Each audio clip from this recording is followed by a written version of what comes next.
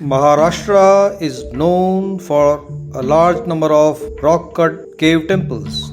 Some of these temples belong to the 2nd century BC and some of them were made till the 5th century. Today we shall be taking you to a very ancient cave temple called the Mandapeshwar Cave Temples. Mandapeshwar Cave Temples are Brahminical cave temples situated at the suburb of Mumbai called Borivali. This cave temple is around 2 kilometers from the Borivali railway station. Mumbai also has a large number of other caves, famous ones being the Elephanta Caves, Canary Caves, Mandapeshwar Caves, Kondivite Caves, Kondane Caves, and many others. This group of caves, known as the Mandapeshwar Caves, is a lesser known cave and very few people visit this place.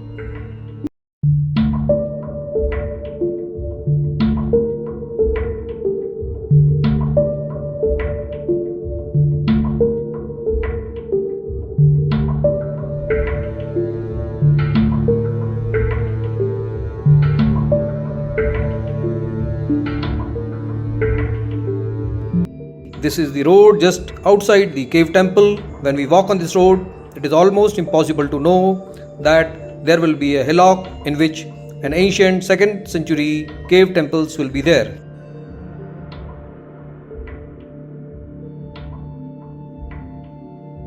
This is the entrance of the cave temple. In front of us is a hillock, not very high, and this is the path which leads from the front gate to the Brahminical caves.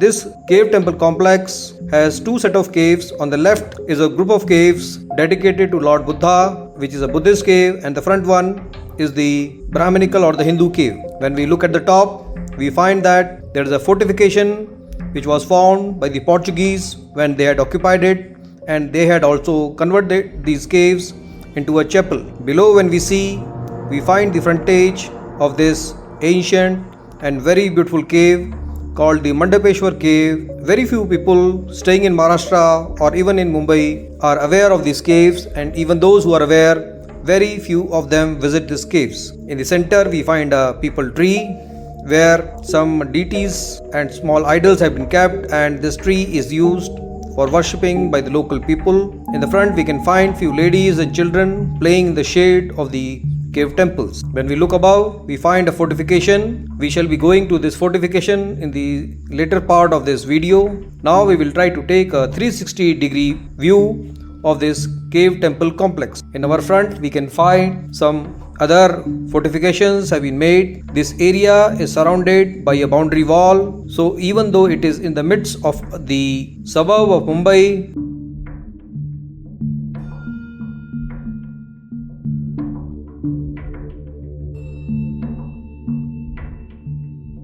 as can be seen from the tall skyscrapers in front of us, this area is well protected and this area does not have any hutments. Just outside this we find huge big buildings.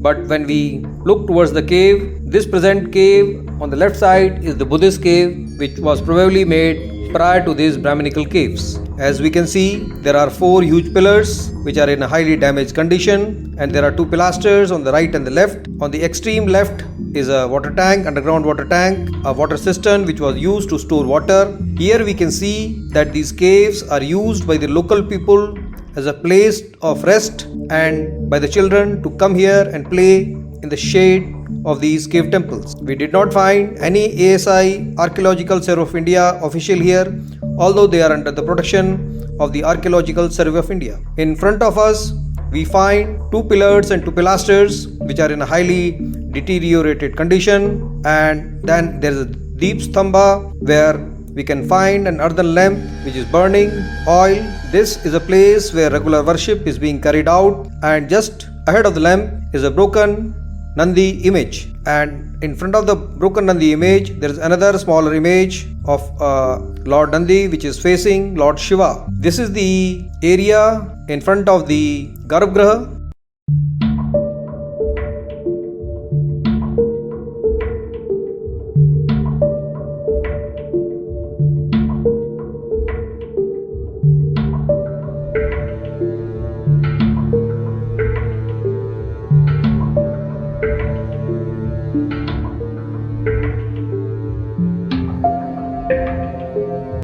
This is the image of Lord Nandi which is in a broken state, and this seems to be very ancient Nandi. In front of this there is a small tortoise which has been made out of marble, and beyond that there is a small Lord Nandi which is comparatively new. At the bottom we find some images of Dwarpalas which has deteriorated a lot. It is impossible to find out what would have been these figures. This is the inside of the sanctum sanctorum, wherein we can find a Shivlinga which has been made very beautifully. It is comparatively very small linga. This is again a view from the lamp towards the Antarala and the Garbhagriha. We can see that most of the carvings have been lost forever. Two pilasters can be seen on the door portal. There was a big bell at the top.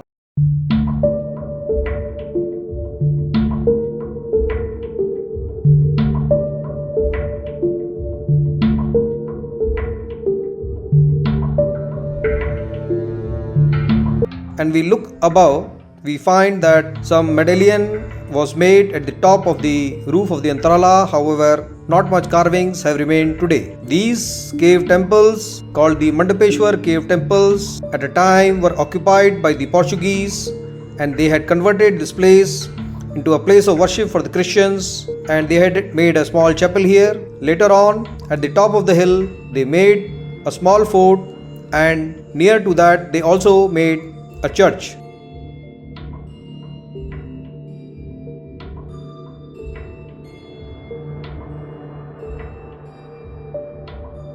Here we can see some of the lost carvings which have been lost forever because of the damage caused by the Portuguese, who had deliberately chiseled out the Hindu images. This area was called Mount Poinsur or Mount Poinsur during the Portuguese time. However, after the defeat of the Portuguese by the Marathas, this was again renamed Mandapeshwar. This cave is made on a hill called the Mandapeshwar hill, which is a basalt hill, and the rock can be called a variety of basalt called trap. As we can see, most of the carvings have been lost forever, and today it is very difficult to make a sense of what these carvings would have been.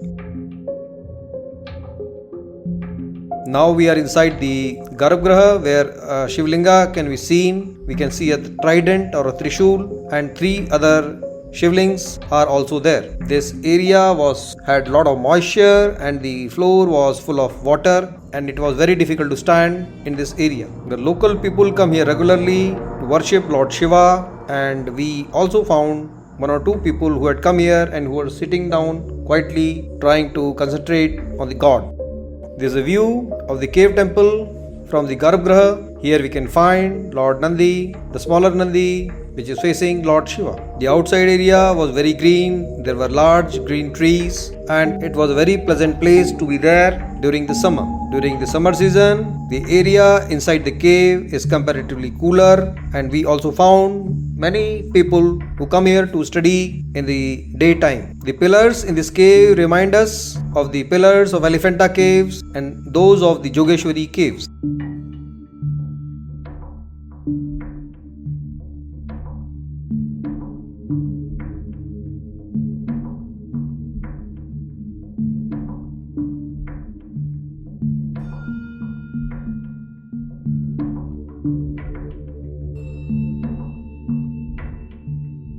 Here we can find that multiple cells have been formed, and this is another niche.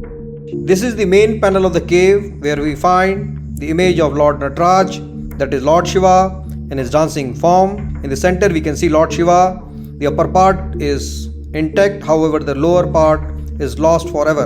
On the right side we find 3 ladies. We shall be going to each and every iconography one by one. At the bottom left side we find a big image of a drummer, and we can find 3 drums in front of this drummer. 2 drums are like mridangam, they are vertical drums, and one of the drum is a horizontal drum. The headgear of the drummer is very beautiful. Just besides the drummer on the left side, we can find a dwarf or a gana. The headgear of the dwarf shows curly hair. This is the headgear of the drummer. He has been made like a king. We can find the Rudraksh Mala or the Rudraksh garland on the neck of the drummer. This is the only panel which has now remained in which we can make some sense out of it. On the left side, we can find a dwarf or a gana. He has been made like an attendant.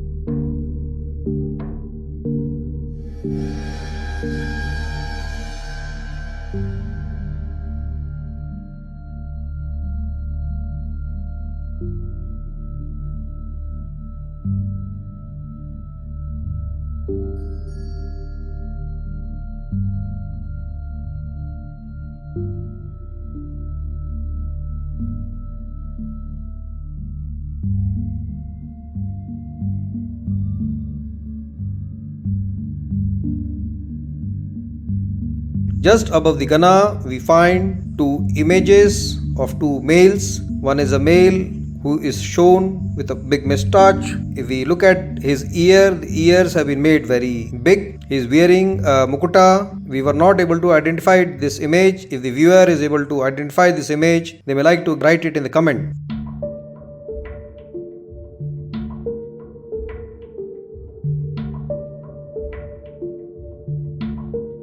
Just above the drummer, we find the image of Lord Ganesha, which has been carved very beautifully. However, with the passage of time, this image is also mutilated. On the left side of Ganesha, we can find another Gana. On the right side also, we find a similar image. This particular image is that of a rishi or a sage.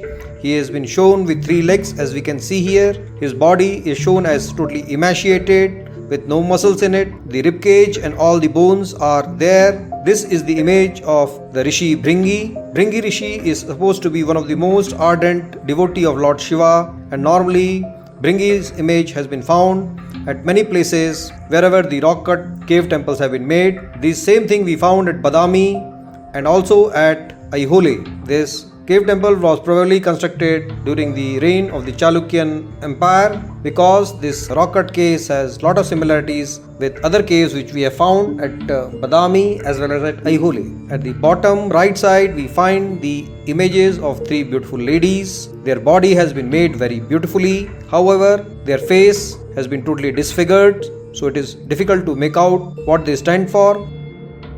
We were told that the central image is that of Parvati, the spouse, the wife of Lord Shiva, and the 2 ladies on the right and the left are probably the rivers Ganga and Yamuna. Their headgear and the hair would have been very beautiful. However, they have been lost forever time.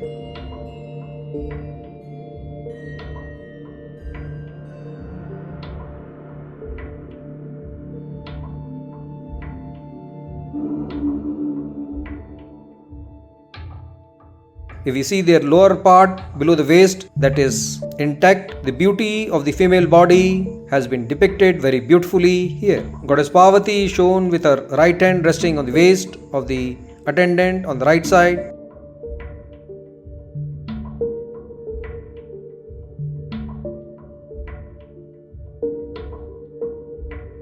Just above this, we find Lord Vishnu, who is seated on the Garuda Vahan. The Vahan of Lord Vishnu has been made like a human being. The Vahan's body seems to be bigger than that of Lord Vishnu. The Vahan seems to be in a lot of pain.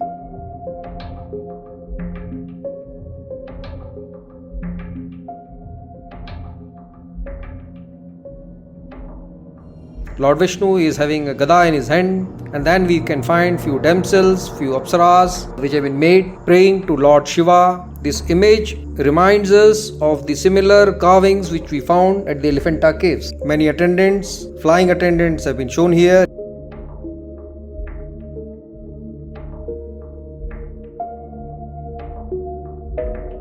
Here we find Lord Nataraja. We can find a elliptical halo behind his head. On his left hand, which is raised up, we can find a big garment. We can find a snake on the left side of the head of Lord Shiva. A snake normally accompanies Lord Shiva. This seems like a king cobra, and just above that we find two ganas which are made at the top portion of this beautiful wall. Here again some celestial people have been made, some minor gods and deities.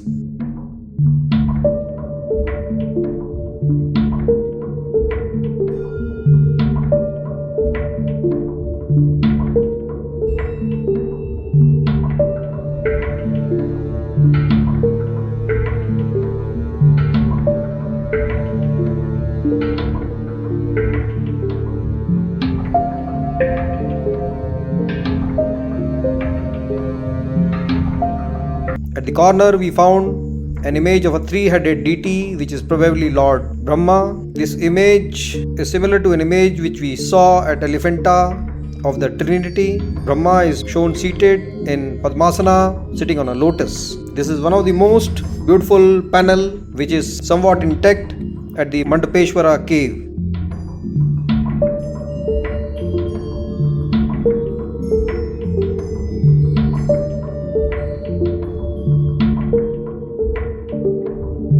A masonry wall has been made on the left side.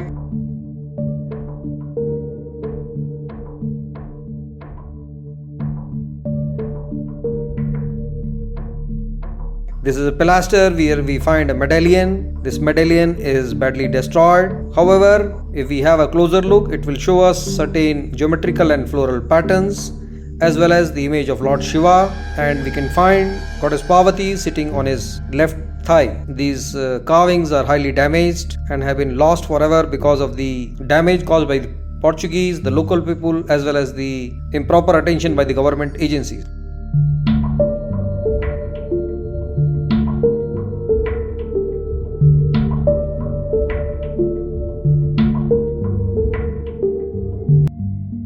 At the top we find a ghata type of a structure. On another wall we found one more image. Since the sun's light was from the opposite direction, it was difficult to make it out. This is the main hall which is on a raised platform. We can come here by climbing 3-4 steps. On the left side was the Garbhagriha which we had just seen, and in front of us we can find two pillars and two pilasters. Most of the pillars and pilasters of this cave temple are in a very highly state of deterioration, and there's a need to immediately take care of this. Otherwise it is possible that a stage will come when these columns will collapse and it may lead to structural damage to this beautiful cave temple called the Mandapeshwar Cave.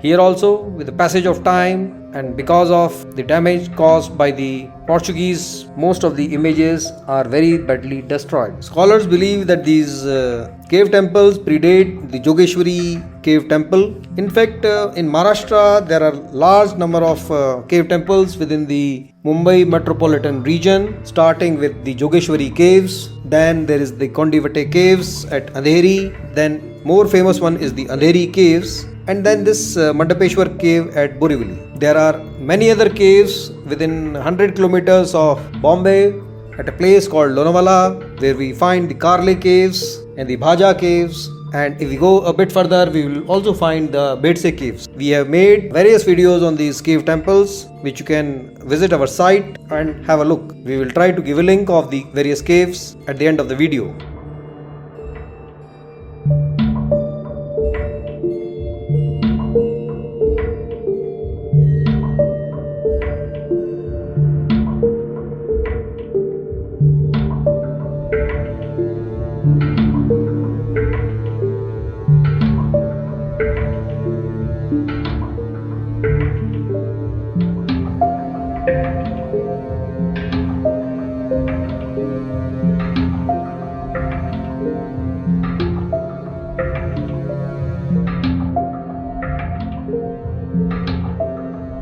There is a small door which has been carved. The style of the door indicates a Portuguese intervention.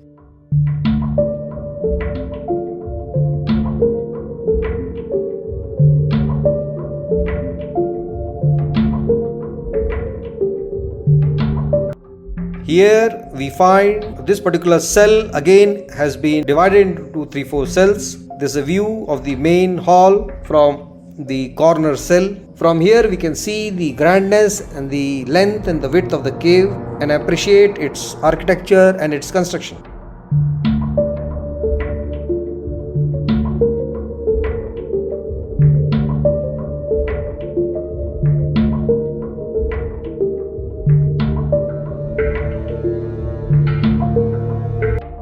This particular cell, as we said, is again divided into 3 cells. This is the outer cell, and then there is an inner cell, and when we go inside, on the right side again we will find one more cell. These were probably the living quarters.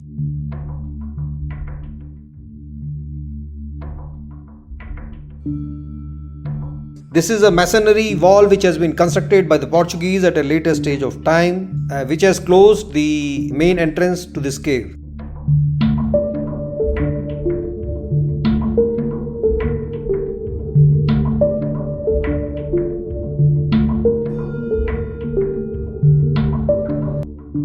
Remnants of some of the carvings can still be seen. However, today it is almost impossible to decipher and identify what these represent. The amount of excavation done in these caves is mind-boggling. Imagine cutting down a whole mountain, removing such a huge volume of rock and then creating the beams and the columns and the rooms just by excavation. I am sure it would have been a stupendous task even in those times. Whatever masonry structure of uncouth rural masonry which we find here, stone masonry which we find here, all that was created by the Portuguese here, because they had one stage they had converted this area and an image of Lord Jesus, an idol of Lord Jesus was also kept here. These are some of the images which we were able to obtain from public domain, which shows the condition of these cave temples when they were under the occupation of the Portuguese. Here we can clearly see the idol of Jesus Christ, and in fact there is one area where a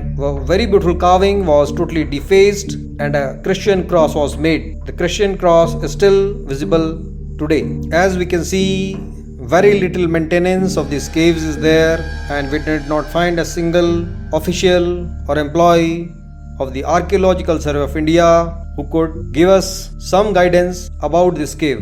No guides are available here. One has to make his own sense by simply watching.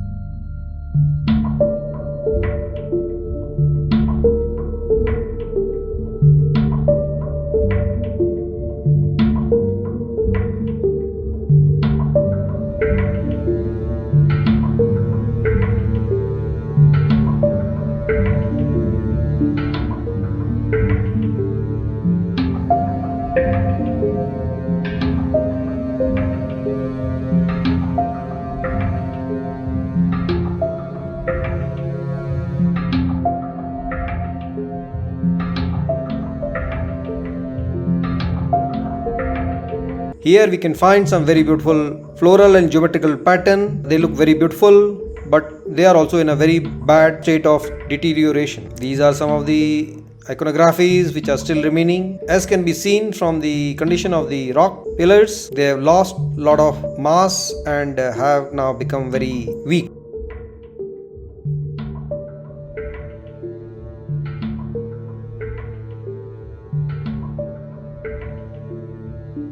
We also found a water management system here. There was a water cistern at the floor, and on the top we found an image. However, it was very difficult to make a sense out of it. This seemed like some Buddhist figure, not sure what it represents. Clearly shows signs as if someone has purposely taken a chisel and tried to deface this.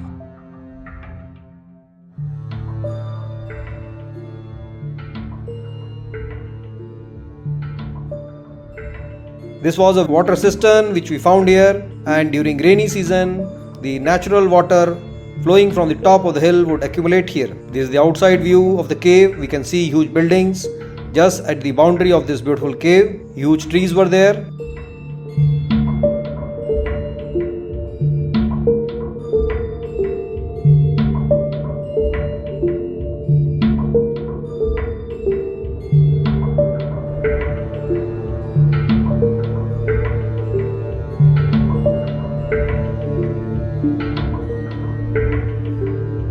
this is the left wall of the cave behind which the original Buddhist caves are there. If we look straight, there's a water cistern just below the floor. At the top we find a Christian cross has been carved. This was an area which had some very beautiful sculptures, as can be seen from the remnants of the sculptures at the top. However, they were all chiseled out, and this area was converted into a small Christian chapel by the Portuguese when they had occupied it. Now we are moving towards the Buddhist area of this cave temple. In our front, on the floor, we find an underground tank. This was a natural tank made by excavating the mountain, and the rainwater would normally come here, and this would last throughout the season. However, presently the municipal water tanker comes here daily and fills up this tank, because the water in this tank is presently used for the use of the garden.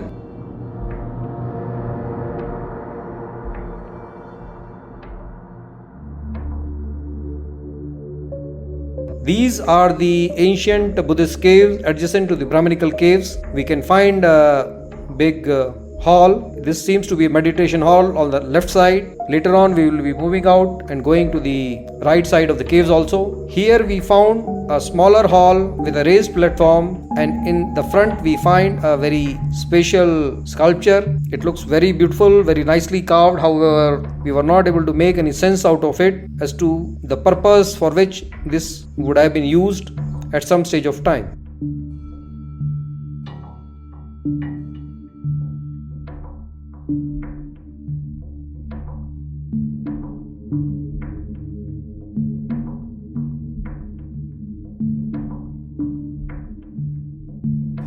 Now is the time to enter the Buddhist cave. When we enter this cave, we find a huge hall, and there are two cells made on the front wall and two cells on the back side. The wall on the right is almost plain, but there were some remnants of various images. Some Buddhist images can still be seen. However, today it is almost impossible to make any sense out of the carvings, the remnants of the carvings which are there.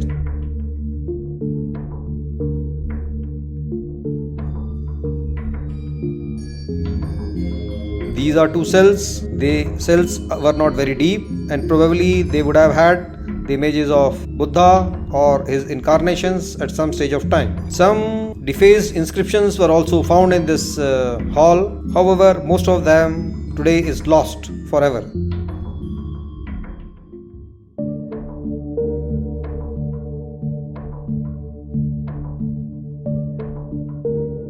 This probably would have been the entrance to this Buddhist cave area. As we can see, this area is used by the local people to come here, play, take rest and enjoy the cool shade of these caves. We spent a lot of time here trying to understand the iconography and the remnants of the carvings. However, it was all very fuzzy and very difficult to make any sense out of the smaller images which are still there. We did find some human-like images, some deities, but it was almost impossible to make a sense out of them. This is the entrance of the cave from another side. A passage has been made amidst the hillock, and this is the front portion of the Buddhist cave temple. As we can see, there's a raised platform in the front and there's an entrance door on the right side.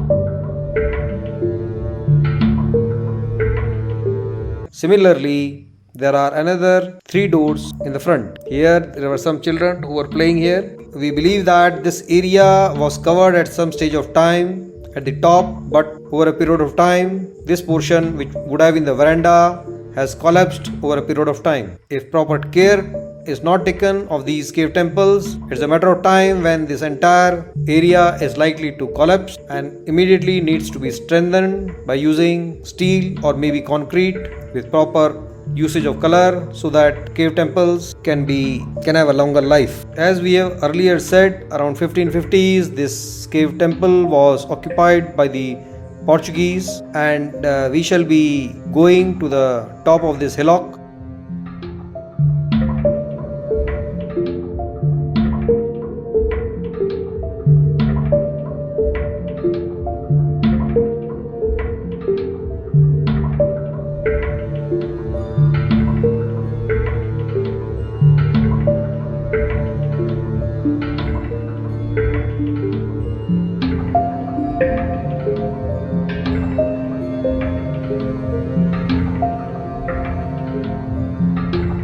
In the front we can find huge buildings, multi-story buildings more than 50 stories high, and then there are a lot of slums and hutments just outside the boundary of the cave temple complex. Very few people are aware of the presence of this Mandapeshwara Caves in Mumbai, and even lesser people come and visit this place. We had tried to search YouTube and other public domain areas for videos of this place before coming here, but not much data was available about these caves. So we thought, let us try to cover each and every portion of this cave so that the viewers can appreciate the beauty and the construction and the architecture of this cave sitting in the comfort of their houses. This probably is the reason why this video is likely to be pretty longer, and it requires real patience to explore this whole cave temple complex, and even more patience to watch such a long video.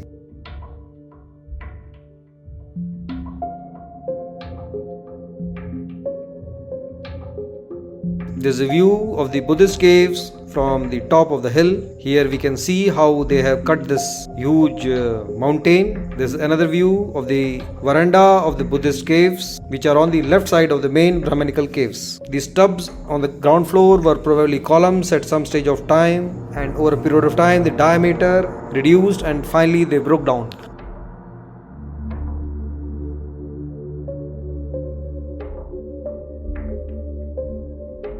We can find the fortification at the top of the hill. We will have to take a different route to reach this hill, which we shall be going slowly at a later stage. It is highly unfortunate that such an ancient heritage of this country has not got the attention it deserves. If a similar structure would have been there in other countries, people would have marketed it and made it a tourist destination. However, when we were here, we did not find anybody from other area except this place called Borivali itself. Some of them were students, and most of the others were simply the local people playing hide and seek, resting in the shade, and a lot of ladies who were sitting down, spending their time gossiping, discussing.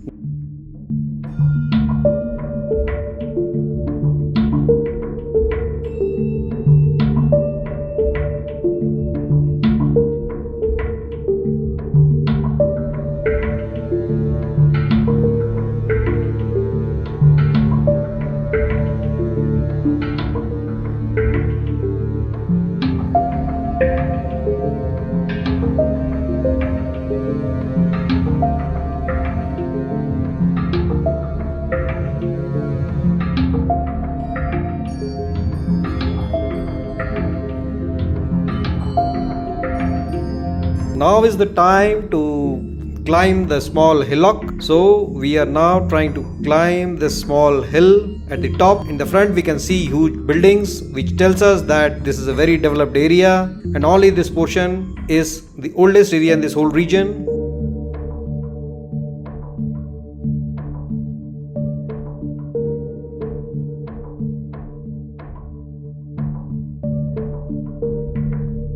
On the right there was a graveyard, there was a Christian graveyard where we could see many graves, and just beyond the graveyard is a huge ground. A fresh grave was also dug up on the right side.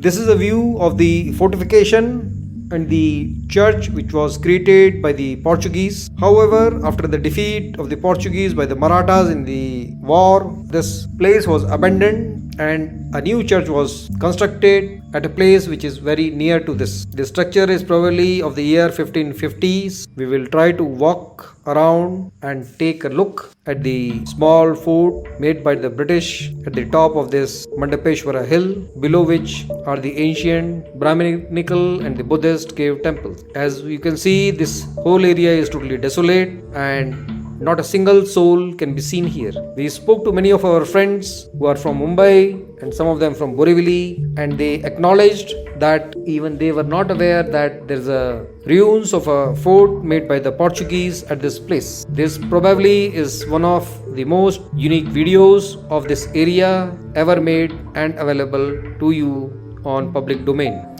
While doing videography, it has always been our attempt to capture each and every area of old buildings which have some archaeological or historical importance. This whole fortification has been made like a maze with multiple entries, but large number of rooms. Some of them appear to be prayer halls also.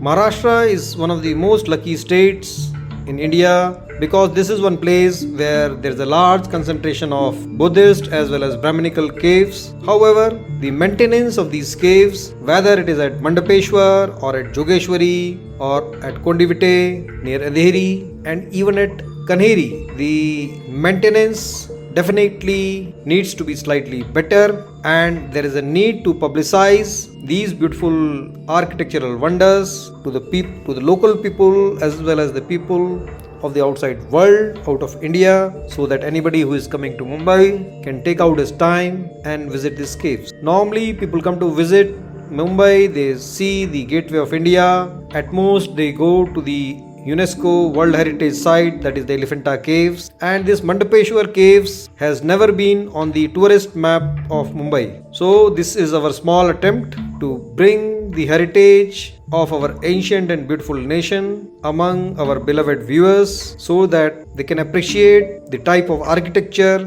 which the people in the medieval era and even in the 15th and the 16th century were using, the type of design, the way the walls were made, the material used for construction of these forts and the cave temples.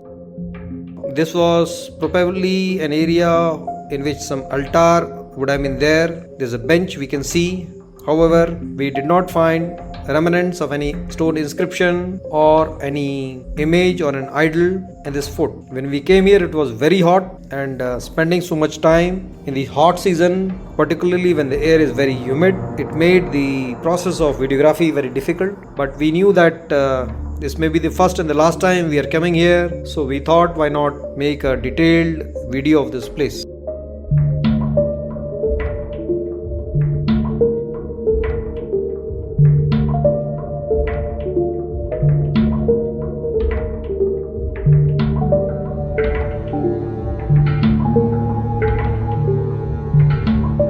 This seems to be an image of Lord Buddha or some human being. Similar image was there on the other side of the wall also. This gives us the overall idea of the ruins of the fort at the top of the Mandapeshwar hillock. So it is now time to say goodbye to this fort and the cave temple. Now we shall be slowly getting down this hillock. As you are all aware, we have been traversing different parts of India in search of ancient structures which are not very common in the public domain. Visiting different places, doing videography, research is a painstaking job, and if it reaches more and more people, then we feel blessed. So it will be our request to our viewers that if you have liked this small video, you may like to share it among your friends, loved ones, colleagues, so that more and more people are aware about the ancient heritage structures of our beautiful country. Well, that's all for today.